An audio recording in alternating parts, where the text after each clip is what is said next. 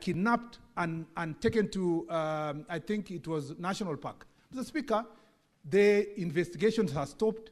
The arrest was not happening. But Mr. Speaker, when I came back, I told the investigation authorities, it's your responsibility to make sure that those who have participated in the kidnapping of Brian Odhiambo must be brought to book. Mr. Speaker, as a result of that pressure I put in as a cabinet secretary, those people were charged in the court in Nakuru.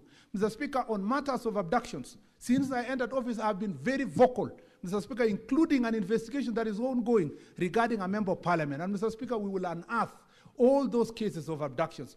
Mr. Speaker, when we came to office, even though I was not a cabinet secretary, Mr. Speaker, the president gave directions to the country during campaign and after we came to office that he does not want to see extrajudicial killing, he doesn't want to see bodies in River Yala, he doesn't want to see bodies in River Tana, he doesn't want to see bodies in Abadeas of people who have been abducted and killed. Mr. Speaker, we may not have exterminated completely these criminals who are doing these acts. But Mr. Speaker, I can tell you there is no systematic or planned such acts in government. And Mr. Speaker, there is not by accident that as this administration came to office, there are no bodies that are found in River Yala or River Tana, Mr. Speaker. Why? Because we took a stand position, Mr. Speaker, and we'll continue in that direction. And Mr. Speaker, I am glad that now we enjoy this level of democracy and freedom to speak. Even those who presided over the ministry when bodies were floating in River Yala, Mr. Speaker, now have the freedom to call us into order. And Mr. Speaker, it is because they know this is a government that is responsive to the things that the people of Kenya are asking for. And I want to assure the nation that I am the same Kipchumba who was a valiant soldier in this house. I will use the same vigor, Mr. Speaker, to exterminate all kinds of, Mr. Speaker, criminal activities within the police. And the police know. And I have told them clearly, in all the forum, Mr. Speaker, I established what is called Jukwaa la Usalama. In this Jukwaa la Usalama, all the OCSs attend the meeting. In every county, Mr. Speaker, we've completed Coast and Eastern 14 counties. Mr. Speaker, in all those forums, I want to assure the House that as a cabinet secretary, I have told the police officer in no uncertain terms that anybody who is going to be found to carry out such kind of extrajudicial killing will carry their burden. Let me come to the specific questions, Mr. Speaker, that touched on me. Number one, Mr. Speaker, that was the first question by Senator Kalwale. Mr. Speaker, there is Senator Kajwang asked Mr. Speaker about, again, and I've responded to that question generally about my record and so forth. Mr. Speaker, on the extrajudicial killings, Senator also Kajwang asked Mr. Speaker whether I have given any policy directions related to, Mr. Speaker, this issue of Mr. Speaker, how to handle an arrested person. Mr. Speaker, if you look at the, let me just refer to this. If you look at the police standing orders, Mr. Speaker, at the moment, Mr. Speaker, and I don't want to read so that I give time to everybody to respond, because it's a long list, maybe I'll table later. The police standing orders already prescribe and provide, Mr. Speaker, how to handle a police officer, including before you book in, not a police officer, a suspect. Before you book in a suspect, you must confirm that he was in good health or not, Mr. Speaker. And those regulations... Honorable Senators, he has just said he will table, but yes, he wants to pick a few statements from yes, before he does that. So, Mr. Speaker, it says that the guidelines, Mr. Speaker, require that you must determine the health and general conditions of the suspect. Every arrested person shall be granted police bond and bail at the earliest opportunity. All suspects must undergo mental and physical health screening at the time of booking. The suspect must be immediately booked upon arrest and entry record in the occurrence book. All movements of the suspect into and out of the cell must be recorded in the OB. And if you had the investigations that are ongoing, they are telling us when he was booked in, when he was removed, Mr. Speaker, and that will assist the IPOA in the investigations, that occurrence book. Mr. Speaker, police cells must not be overcrowded. Space per detainee must conform to minimum standards. The booking officer must inform the suspect of their basic rights. Communication must suspect all this. It is not the absence of the legal framework or policy directions that led to the killing of Mr. Albert Ojwang, Mr. Speaker. It is blatant disregard of the law and the Constitution. And that's why we are not coming here to give excuses that it is in the absence of a policy direction from the ministry. No, Mr. Speaker, it is just blatant disregard. If you see how that gentleman was beaten, Mr. Speaker, the person who did it is an animal. And it calls upon all of us to say that that person must face justice, and it at the shortest time possible, Mr. Speaker. And therefore, there is absolutely no reason on my side, Mr. Speaker, to try to hide anything, Mr. Speaker, because that investigations, as I said earlier, covering other previous police officers have led to them being held into account. Mr. Speaker, Senator Mungatana asked the question of training of police officers on the questions of human rights. I must confirm here that there has been progressive growth in terms of training of police officers. However, Mr. Speaker, the truth is that because of lack of resources, Mr. Speaker, our police officers, last training they have is the day they were recruited, Mr. Speaker. Only those in the higher cadre, Mr. Speaker, and all who sometimes get to go to promotion get to be trained, but a large number of our police officers do not get to go through this promotion. And therefore, one of the things that the National Police Service has been pushing, and we will push with them, and I'll help them push this issue, is to make sure that budgetary allocation is provided, Mr. Speaker, to ensure that the police get money to continuous training and updating their knowledge on human rights. Mr. Speaker, it's also expected that when you punish perpetrators like this, Mr. Speaker, it was always expected that we would send a message to others. But like any other society, when you have a force of 120,000 police officers, you will find a small number of them, Mr. Speaker, violating the Constitution and the law. Mr. Speaker, Senator Mogeni, and I suspect I have answered this question, whether I had any responsibility, supervisory responsibility as part of the Security Council, and I said yes. Mr. Speaker, the only answer I gave that I didn't have an eye on, and I am not supposed to do, is to meddle on specific investigation. If I do so, it will reach a stage where a cabinet secretary will be picking people politically on who's to be charged and who's not be charged, and that is what the Constitution tried to remove from us. Mr. Speaker, on the question of Senator Wambua, I think generally I've also answered by the statement I made, except to add that, Mr. Speaker, I want to assure my friend Senator Wambua that I did demand answers from the Inspector General of Police. The only difference is that because I'm a cabinet secretary, I cannot demand in public. I cannot call a press conference to demand speedy investigation from the Inspector General or to request him to make sure that the people of Kenya get answers in good time. It is because we work together. I can give him a call and to tell him to speed up the process. And I think if you think that this is an issue that was reported on Sunday, and Mr. Speaker, today is Tuesday, the speed, Mr. Speaker, is commendable. And I believe that if the IPOA can move in the same speed, it should be in a few days, and I don't want to commit myself because they are independent. They should commit themselves to, in the shortest time possible, to make sure that that file is taken to the DPP office. I also agree with the sentiments from Senator Veronica Maina, Mr. Speaker, on the human rights, on the reform program, that it must continue. There is a team that is currently constituted in the ministry that is working on the reform program. I have also asked a team, my own team in my own office, to look at all the legislation on issues of abductions and extrajudicial killing, if there are also areas that we need to close the gap to make sure that at least internally from our police force, there is no possibility of any person involving themselves in that issue. And Mr. Speaker, if I get areas where it needs legislative reform, I will come back to this House for support.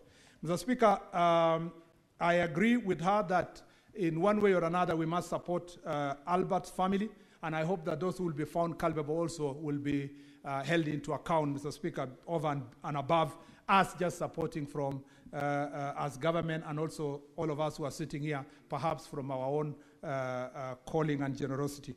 Mr. Speaker, there was also a suggestion from Senator Dulo that we may need to look at the use of the computer misuse law. Mr. Speaker, we were here, we debated this law, there were issues, it went to High Court, it went to Court of Appeal, where it is at the moment. Mr. Speaker, some of those issues, we can relook at them.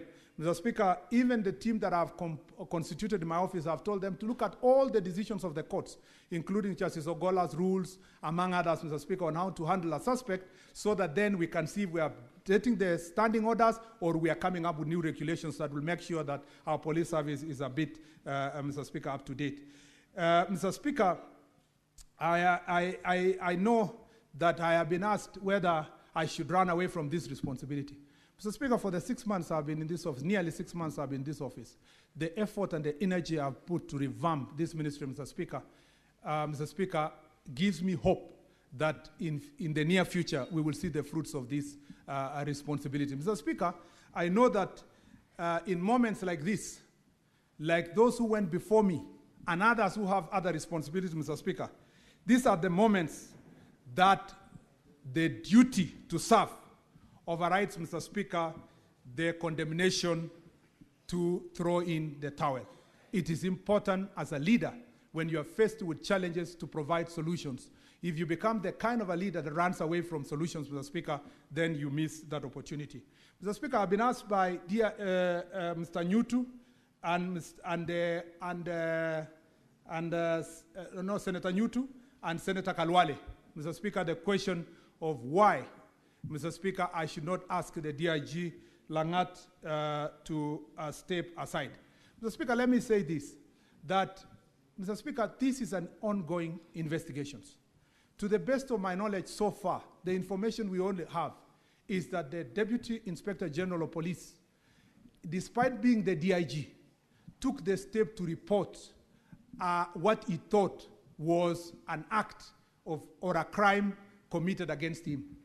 And Mr. Speaker, went low as reporting this to the DCI, and that investigation was done. And in the process of this investigation, somebody has died.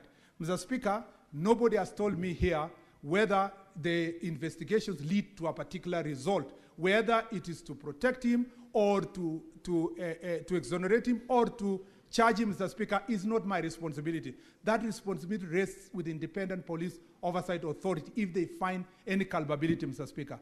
The rule of law demands from all of us, God forbid, should a senator here, at the rank of minority leader, for example, report a case to the police and the suspect is arrested and dies in custody, God forbid that the minority leader, someone will say he must take responsibility.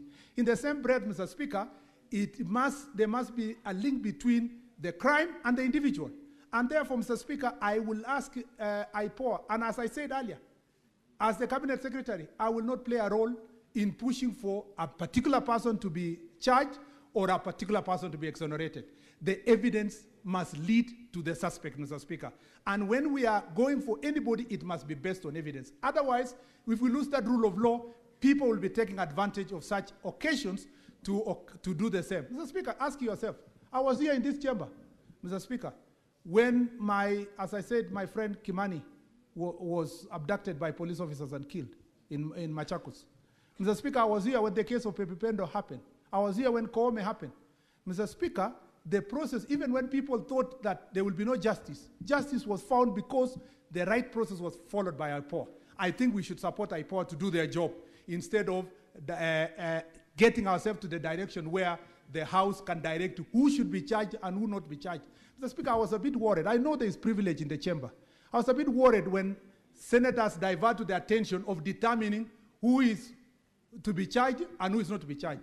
Mr. Speaker, it violates the same Article 245 of the Constitution and affects the question of rule of law. What we should be demanding is that every person who will be found culpable, led by the evidence, must be brought to book, regardless of the position, regardless of his relationship with anybody. Mr. Speaker, and the last thing was, there was something to do with reforms again. And to close in, Mr. Speaker, I wanted to assure Senator Haji. Mr. Speaker, when Senator Haji spoke, I was fighting tears because he spoke for all of us and he spoke for this country. Mr. Speaker, the life of Albert Ojwang is as painful, Mr. Speaker, as the life of Father Alois, who was killed by criminals.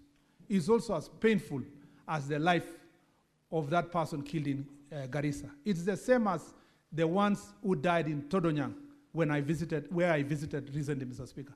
So, Mr. Speaker, in the national security architecture, we take every life seriously. We are glad that there is an opportunity today to discuss the question of the life of Mr. Albert Ojwang. I do not take it away from those who brought it to this chamber. But, Mr. Speaker, I want to assure the country that we take the same seriousness in every other life just like the case of Albert. And I hope that also this chamber and the Republic will be conscious to deal with these issues when they come before us. Mr. Speaker, I remain seized of this matter. I will remain accountable to this House, and therefore, Mr. Speaker, are ready and willing to ensure that I respond to all the questions that this chamber. Mr. Speaker, in any case, in the statement I was going to bring to this House, there are also very weighty issues about abductions and police brutalities and citizens killing during protests last year. And I believe that, Mr. Speaker, when we get the time to come back again, these issues will have to be ventilated based on the responses that we are going to bring to this chamber. I thank you, Mr. Speaker. Now we are going to hear responses from the IG.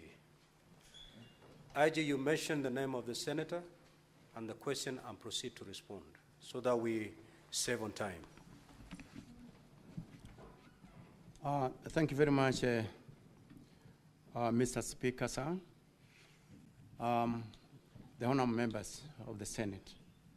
Let me start by saying that I appreciate you very much. The questions that were raised here, they are questions that are weighty. They are questions that are very valid. They are questions that are also going to assist us, even when we're looking at our standard operating procedures and so forth. So I really, really appreciate your contribution, the questions that you asked. They are very, very important to us. Secondly, Mr. Speaker, sir, let me say that when I was being vetted by Parliament, I did inform the Parliament that I will operate within the frameworks of the law. And I demanded the same from my officers, the members of the National Police Service, to operate within the frameworks of the law. That is the reason why myself as the Inspector General and the leadership of the National Police Service, we are pained by the loss of the late Ojwang in our police cells there. We are pained. As a parent, I'm also pained for losing young Ojwang. I feel pained. Now, when we go to the questions, the first question was by Honorable Senator Okeshi. The circumstances that led to the death of the late Albert Ojwang. These circumstances are being investigated by IPOA. And as my CS has said, let us give IPOA an opportunity so that they can quickly be able to investigate and tell us openly exactly what really happened. Number two, there was this report of Albert having hit his head against the wall. That is the information that came, the primary information that came from the same station. But in the subsequent press briefing that I did, that was rectified, and in fact, we can even be able to see it very, very clearly by the results of the investigations. There was this question that was asked by Honorable Senator Medho. Why was he taken to Bagathi and not Kenyatta National Hospital, which probably could be a little bit near? Let me say this. Both of them are government hospitals, both Kenyatta and Bagathi Hospital. Maybe for the officers who are taking him to hospital, they made a decision to take him to Bagathi, but both of them are government hospitals. And we believe that they have got what it takes to treat a sick person. Then there is also this question of the interdiction of the officers. Why is it that the Inspector General did interdict the officers immediately? The reasons as to why I did interdict the officer commanding Central Police Station, the duty officer of the night when the late Albert Ojwang lost his life. The officers who are manning the report office, IG just paused. Yes, what's your intervention, Senator Fokelefe?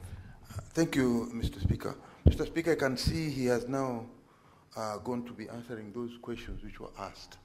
I had a question as to why was he not arrested, charged, or put whatever in a custody or something like that in Homa Bay. Why did he have to travel all the way from Homa Bay to Nairobi and ended up losing his life here? Senator Fokelefe, the IG has a list of all those questions. He will get to yours. Just be patient. Proceed, IG. Thank you very much, Mr. Speaker, sir.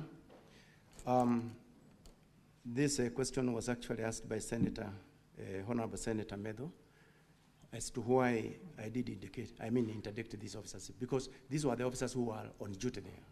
And we wanted to ensure that once the IPOA takes over, the investigations are smooth and there's no one who is going to interfere with those investigations. That's why we wanted them to step aside and allow free investigation, because we wanted expeditious investigations to be carried out. We want to know who is this or who are these who committed that heinous crime.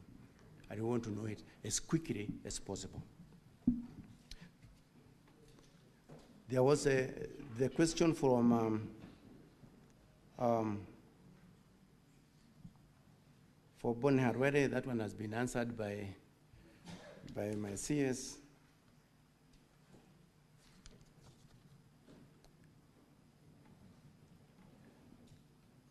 Then the question from Honorable Senator Manzayo,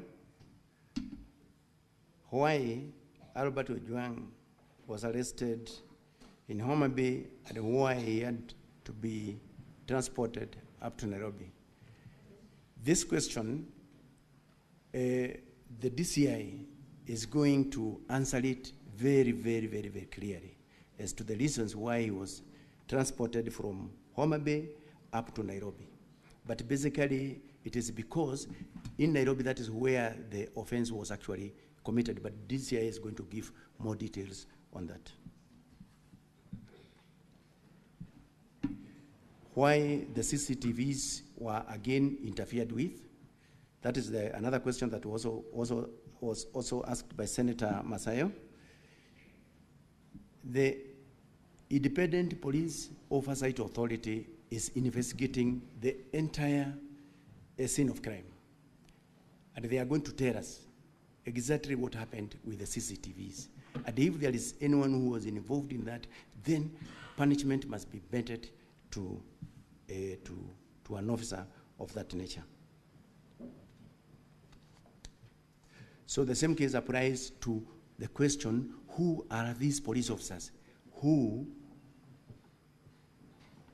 committed the crime of murder to the late Albert Ojwang? Again, we are waiting for answers from IPOA, who are right now investigating the same. And we are looking forward to the resolution of that issue soonest possible, because it's something that have actually captured the entire country into what happened on that date. The question from Honorable Senator Kajwang.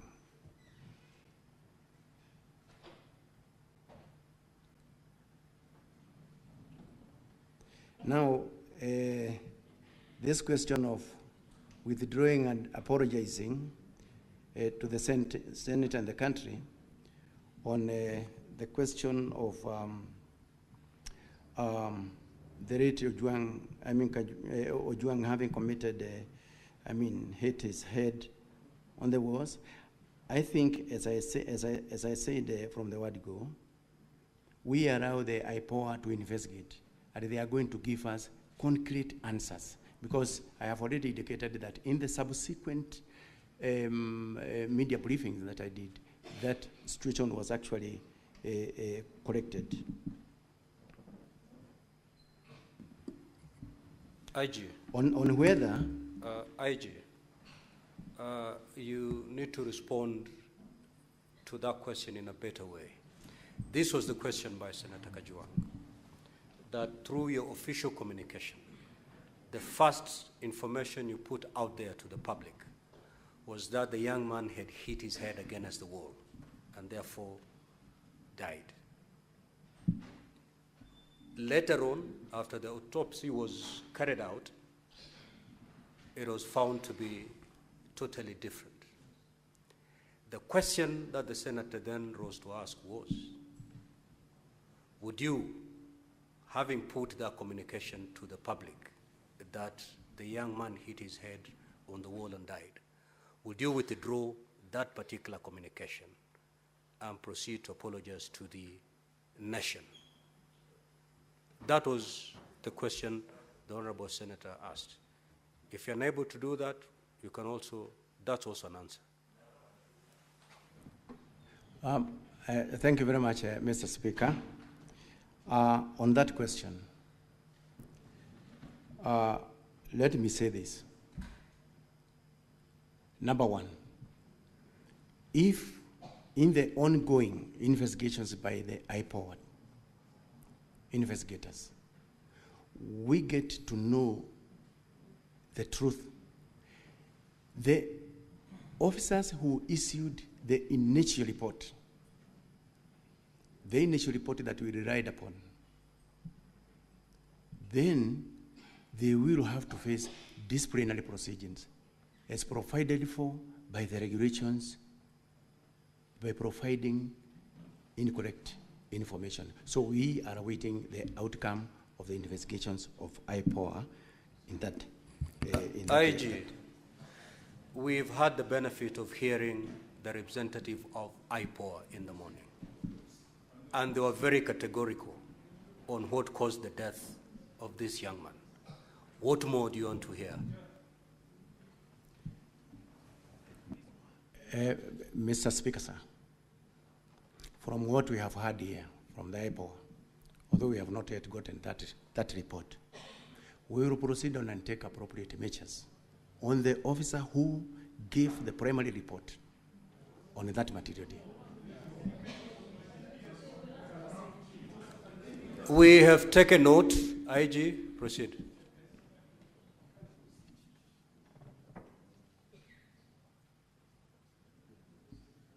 Then there was also the second question.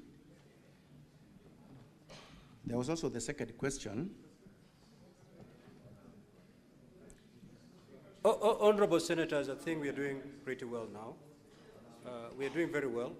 What is your intervention, Honorable Mungatana? Now, IG, the reason why you are attracting a lot of intervention is because you do not want to open up and just tell the senators exactly what happened. We are here to hear the truth.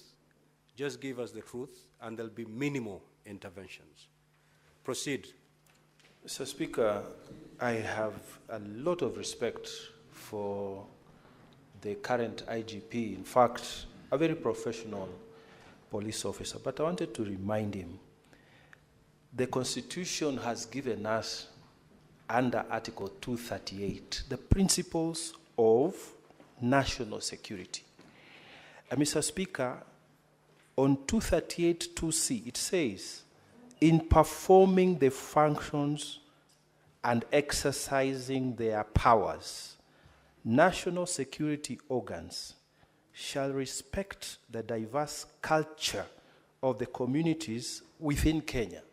And Honorable Senator Kajwang has said, to imply suicide from his cultural background, it is attracting a huge stigmatization of that family. So I'm inviting the IGP to offer an unconditional apology to the Senate in view of the post-mortem report that has been made public. And then we proceed, Mr. Speaker.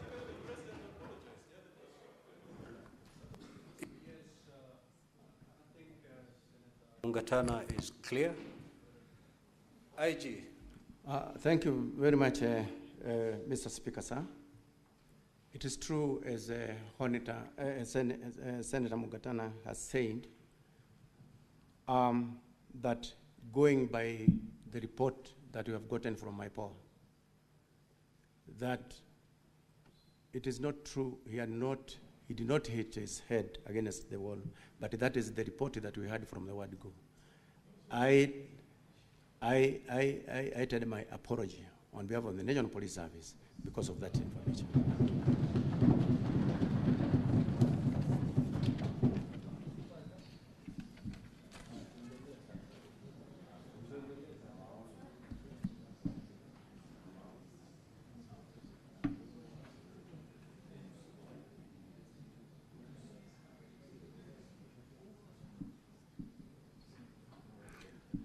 So there was also the question of how the police are trained. That question was clearly answered by my CS. He also did mention that funds is also another constraint that has been delivering the National Police Service to enable us to train everybody within the service. Then there was also the question of how many were in the cell. There was also the question of how many were in the cell where Albert was held. Again, Mr. Speaker, sir,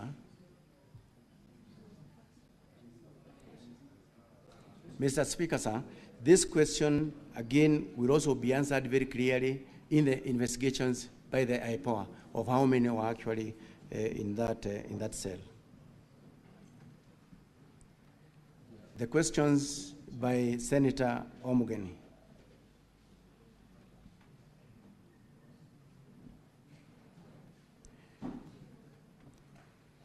As I have indicated, I myself am a parent. My other senior level commanders, they are all parents. By losing Ojwang, it pains me, it pains them. It is not right to lose them in a police cell. Now, when he arrived, or when he was brought in from Homa Bay, he was given an opportunity to call his family back home. As I did indicate from my statement that I was providing, where he did indicate to his wife that they had reached Central Police Station safely and he was safe. So that one confirms that when he reached Central Police Station, he was all right by his own statement to his own family that he was fine. So the second question is about why was Ojwang booked alone in the cells. As I have indicated there earlier, this is something that we are going to be provided with answers by the investigating agency, because these are some of the questions that it must answer.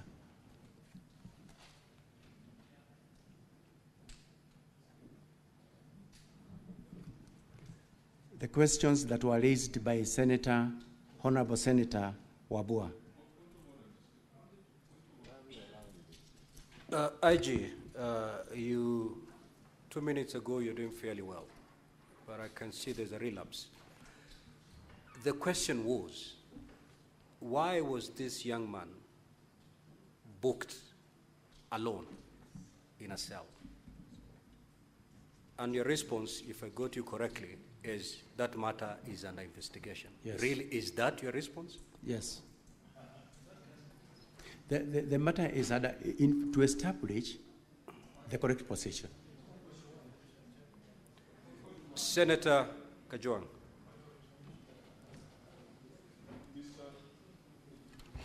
Mr. Speaker, I'm assuming that the IG is proceeding sequentially, and he has conveniently avoided two questions that I asked. And that was why the Deputy Inspector General of Police is still in office when he was very quick to interdict or to give directives for junior officers to be out on the basis of the proximate cause theory. And I also asked a very specific question that came out of his submission, that there were other names. There were other 4 persons of interest. Are they alive? Or are they in a ditch somewhere? Are they at City Mortuary? He's supposed to tell us that if he's going sequentially. Thank you, Mr. Speaker. Proceed, IG. In regard to the question that was asked by Honorable Senator Kajwang about whether to reassure the House that all the 4 that were mentioned are alive. I'm going to give an answer, but the rest of the details will also be provided for by the DCI. To say this, there was one suspect who was arrested, and by that time he had been placed at Kamukoji police station. When the file went before the ODPP raised issues that needed to be covered. Thereafter, the suspect was set free until such a time when the file goes back to the ODPP and he gives his recommendations. As for the rest, none of them had been arrested. So we believe they are still out there.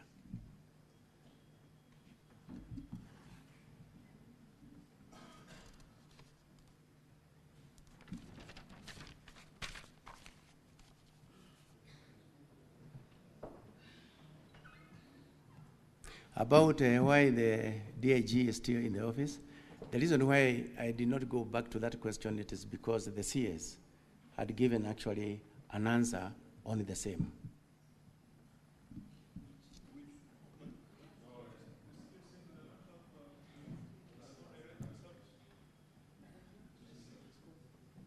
He did respond.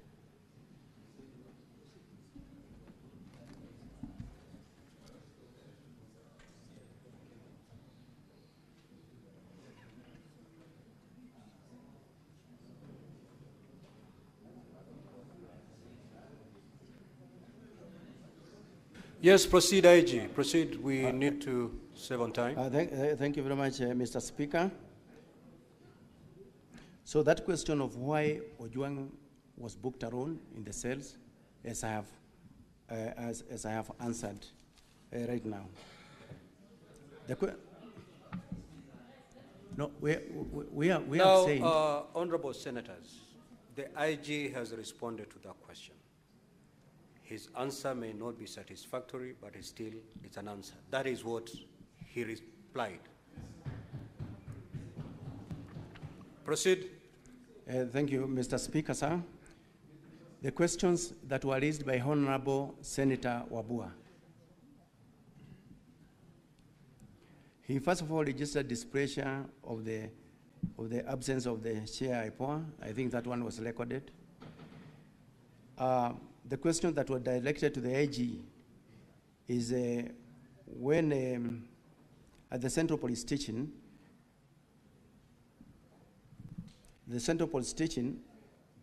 Albert was booked again alone in the cell. And I have answered that question there before. I have answered the question.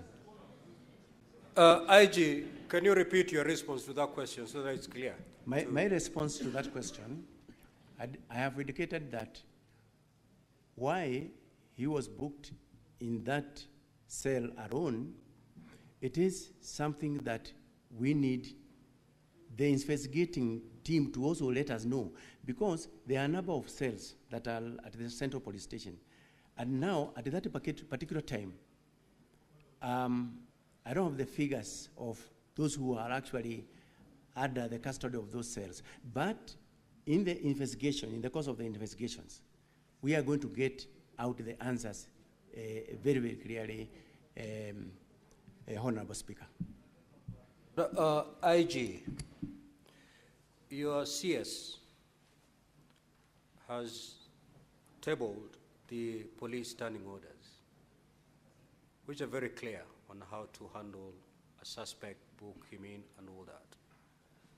Under what circumstances, and that is what the senators would wish to know, under what circumstances can a suspect be put in a solitary confinement? And did this young man fit the description so as to be put in a solitary confinement? Honorable Speaker, once again, thank you very much.